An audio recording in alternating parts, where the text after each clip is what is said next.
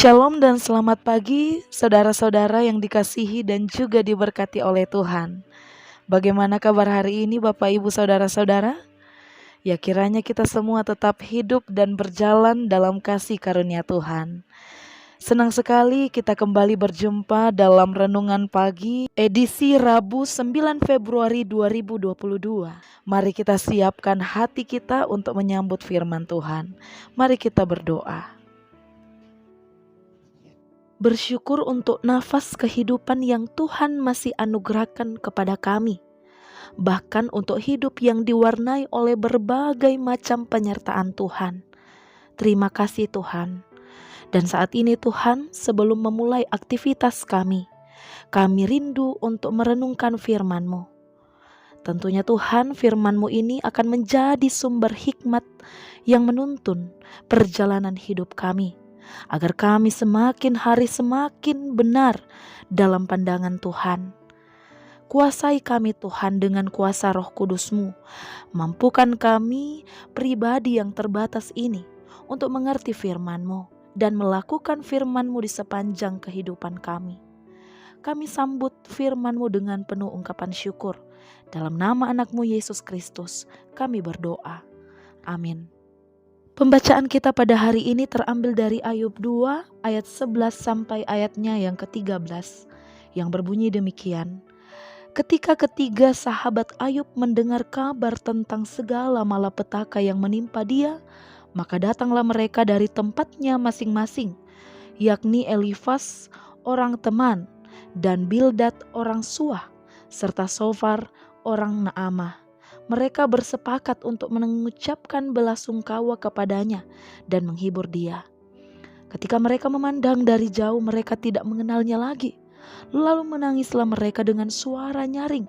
Mereka mengoyak jubahnya dan menaburkan debu di kepala terhadap langit.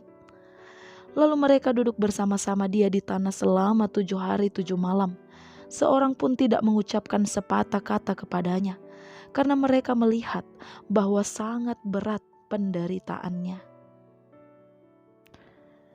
Bapak, Ibu, dan saudara-saudara, ketika kita dalam pergumulan dan tantangan kehidupan yang mungkin membuat kita merasa sedih, putus asa, dunia seakan runtuh, atau merasa berada pada titik terendah dalam kehidupan, hal yang paling kita butuhkan adalah seorang sahabat yang bersedia menjadi tempat kita untuk berbagi.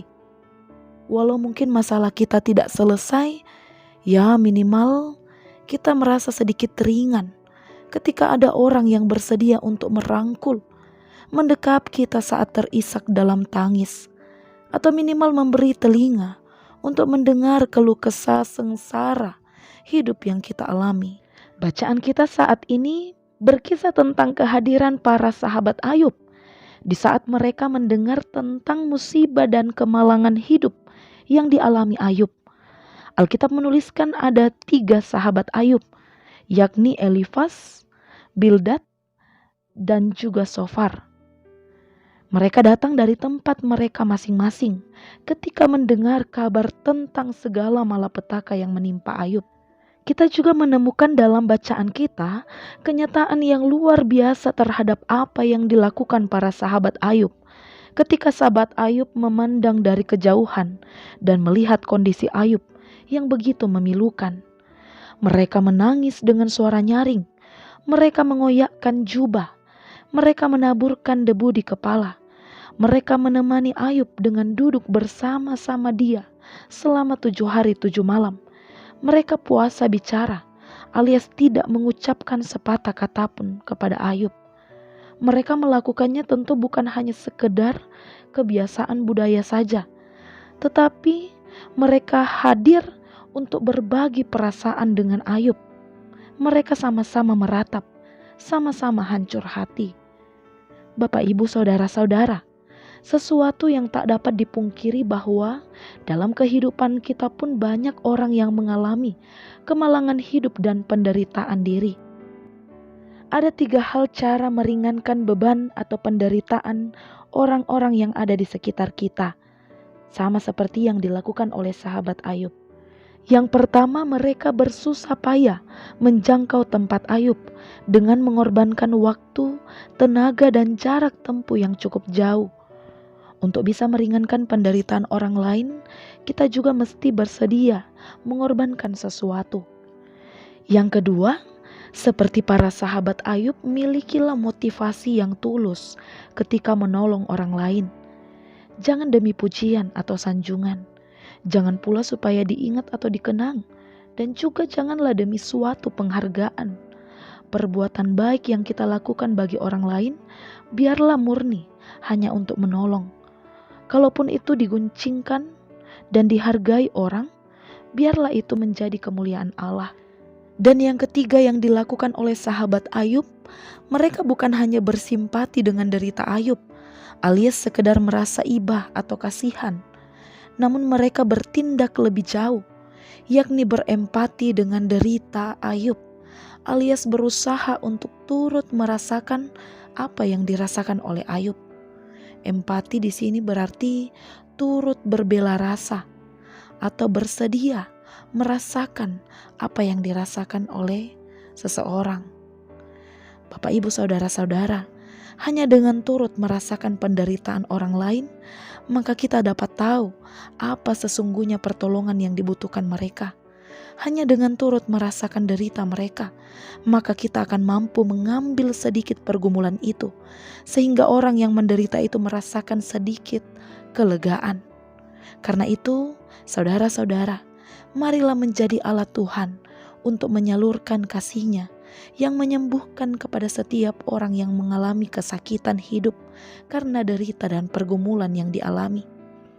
Terpujilah Kristus untuk firman-Nya. Amin.